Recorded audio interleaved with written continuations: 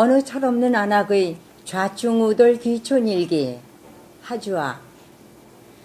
농촌이란 시골이란 이 말에 어떤 정의를 내려야 할까? 문득 이런 생각에 잠기곤 하는 2년차 귀촌 시골 내기이다. 전에도 시골이야 자주 왕래하였지만 이렇게 장롱까지 빼온 것이 2년째로 접어든다. 내려오던 첫 해는 집만 갖다 놓고 스페인 여행을 떠났다. 여행 내내 집 걱정은 까맣게 잊어버리고 신기할 정도로 신나고 즐거웠다. 돌아오는 리무진 버스 안에서야 스멀스멀 시골집 짐 정리가 걱정이 되기 시작했다.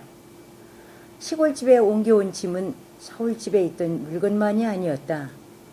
그동안 남편의 전근 때마다 이것저것 가추장스러운 것은 무조건 비어있는 시골집 행이었으니 그 어수선함이 오죽했으랴.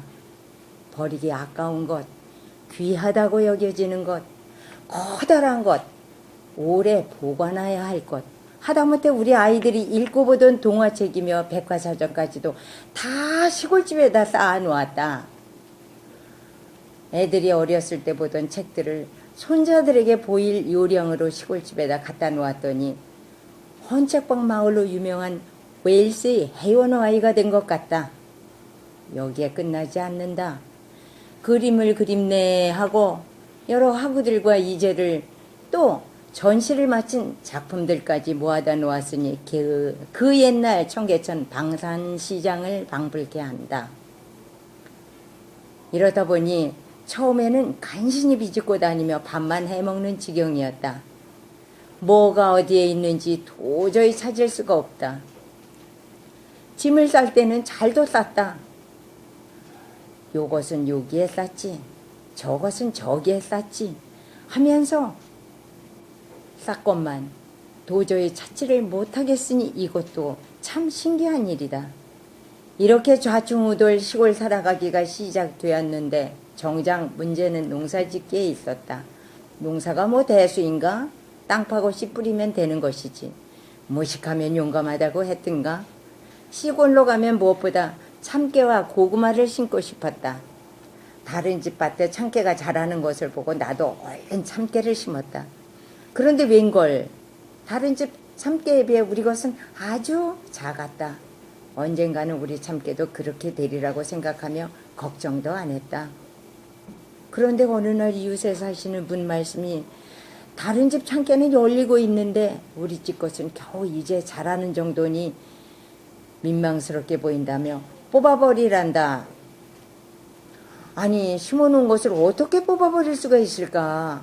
아깝기도 하지만 애처로워서 그렇게는 못하겠다 싶어서 그냥 버텼다. 얼마 후 조그만 참깨줄기에 꽃이 피지 않는가? 이것 봐라. 신기하고 대견하였다. 참깨도 바빴는지 덜 자란 키였지만 꽃을 피우며 열매를 매달았다. 우리는 남들보다 조금 늦게 참깨를 수확했다. 아주 조금이었지만 수확의 기쁨은 스스로 맛본 사람이 알 수 있을 것 같았다. 이런 기분이야말로 하늘이 내리는 것이리라. 여행으로 느껴보는 것과는 또 다른 감정이다. 이래서 자연은 신비롭다고 하는 것인가 보다. 다른 집 참깨를 구입해서 우리 참깨와 섞어 친구들에게 나누어주며 내가 농사지은 참깨라고 허세를 떨었다. 모두들 놀라고 신기해하며 대단하다고 했다. 우리 참깨는 몇 알뿐인데 말이다. 그해 겨울을 지내는 동안 눈이 많이 온 날은 남편이 큰 길까지 눈을 치워주었다.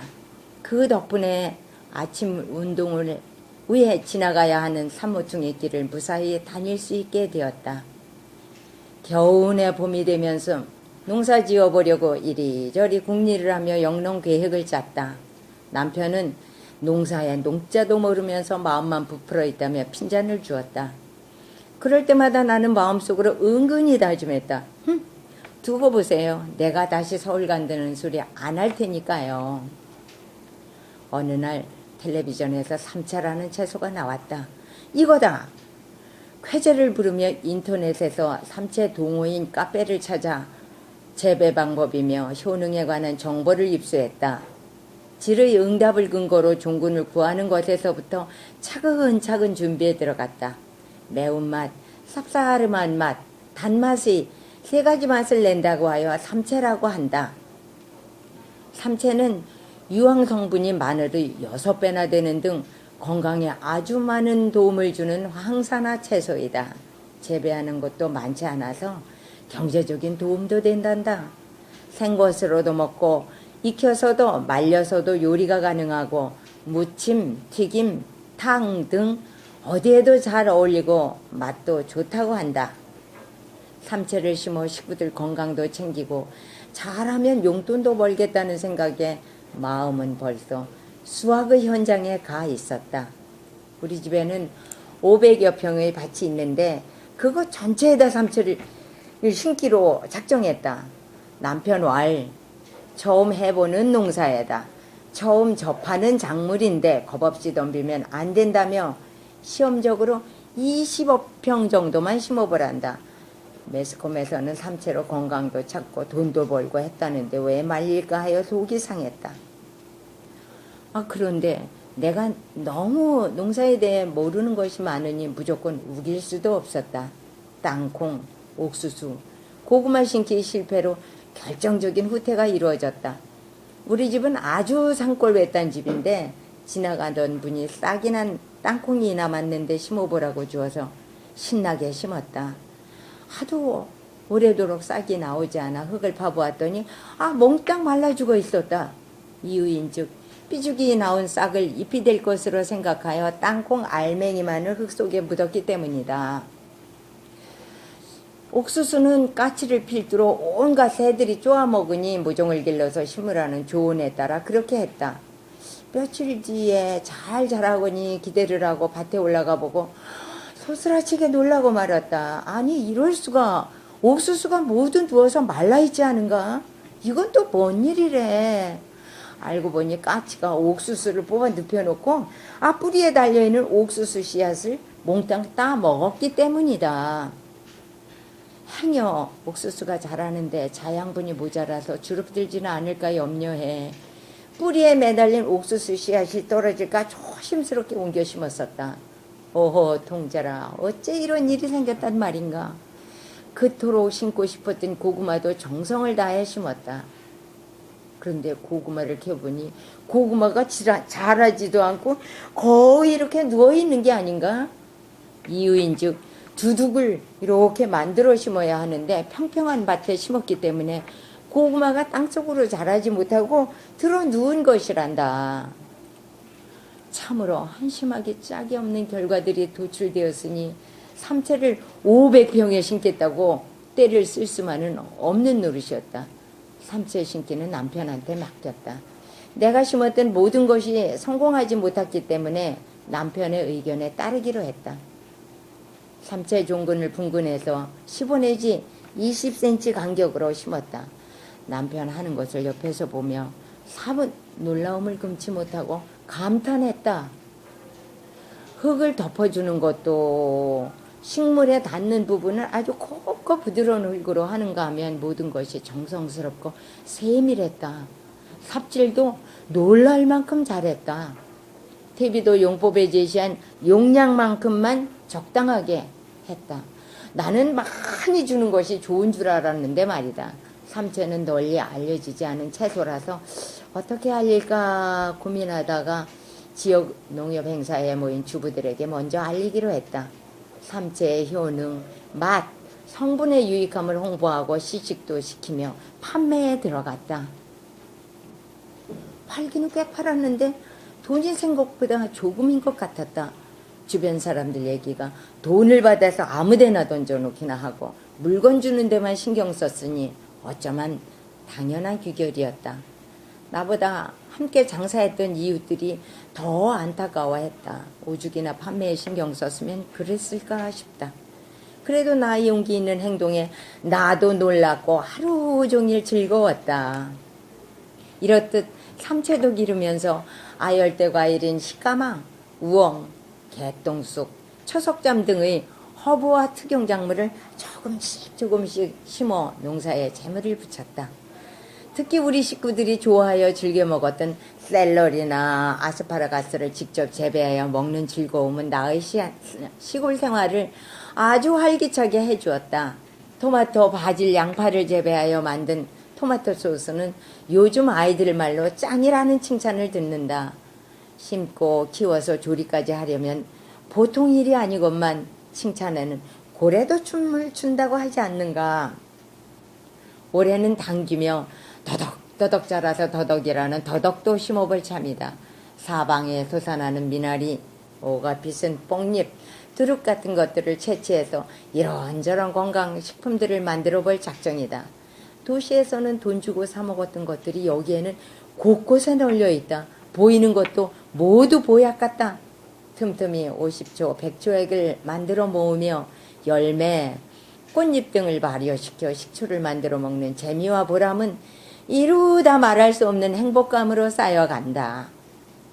어느 날 수영을 마치고 체온 조절실에 앉아 있는데 같은 시간에 운동하시는 분이 혼잣말처럼 살이 빠져도 너무 빠졌다 하시기에 슬며시 체중계에 올라보니 내 평균 몸무게에서 4kg이나 줄어 있었다. 그런데 노화에 따른 그 체중 감소에서 오는 현상인 기가 멍멍하거나 눈이 침침함, 피곤하거나 나른함 같은 증세를 전혀 느끼지 못했다. 하지만 문제만 없으면 그만이지 신경 쓸 일은 아니지 않는가? 그저 즐겁게 뛰어다니며 여기저기 들여다보고 대화하면서 좌충우돌 살아간다. 이것저것 채취하여 무쳐서 먹고 부쳐서 끓여서 심지어는 갈아서까지 신나고 맛있게 먹는다. 어느 날 체중계에 올라가 보니 집 나갔던 몸무게, 아니 내 몸 빠져나갔던 몸무게가 잽싸게 정상 체중으로 되돌아왔다. 시골 생활의 즐거움이 어디 이것뿐이랴. 손주들의 자연학습 체험장 역할을 톡톡히 했다. 녀석들은 지렁이를 봐도 달팽이를 봐도 무당벌레를 봐도 모두가 귀엽고 예쁘단다. 할머니 지렁이 귀여워요. 저 주세요. 예뻐요. 죽이지 마세요. 온종일 마당에서 뛰어놀다 식사 시간이면 들어와 거친 음식도 마다 않고 서슴없이 먹고 쑥쑥 크는 아이들을 보는 즐거움 또한 큰 행복이다. 우디를 따서 오디수를 담아 정다운 이들과 나누고 달맞이 꽂히며 찔레꽃을 따서 덮고 바로 식혀 서툴게 만든 꽃차를 마시니 여기가 무릉도원이다. 슬금슬금 눈치 보며 약삭 빠르게 뛰어다니는 청설모나 띠뚱거리며 꽥꽥 소리를 지르는 오리들을 벗삼는 이 산골집의 하루는 수탉의 우렁찬 꽃겨 소리에 시작된다. 이런 평화가 인간의 본질과 닮아있지 않겠는가? 시골은 아무나 사는 곳이 아니야. 당신은 시골에서 못 살아. 시골이 어떤 곳인지 몰라서 시골 한다고 늘 나에게 말하던 남편에게 애걸하다시피 졸랐다. 조금 살아보다가 정말 적적하고 불편하다 싶으면 다시 올라갑시다. 이렇게 내려온 시골이다. 그러나 시험 삼아 내려온 시골에서 변변치는 않지만 농사까지 짓고 있다. 귀농이라고 하기엔 귀농하신 분들께 면목 없어. 차마 그 말은 쓰지 못하고 저는 공약도 걸음도 비료도 모르는 서툰 텃밭지기로 남으렵니다. 현대인들의 골칫거리인 비만 변비 걱정되시는 분 제게 오십시오. 이 거칠고 정제되지 않은 먹거리가 얼마나 몸과 마음을 정화시켜주고 풍요롭게 하는지를 직접 체험시켜 드리겠나이다.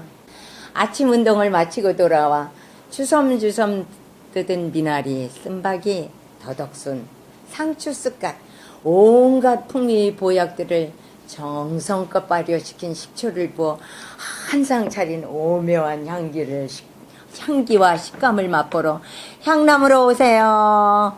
감사합니다.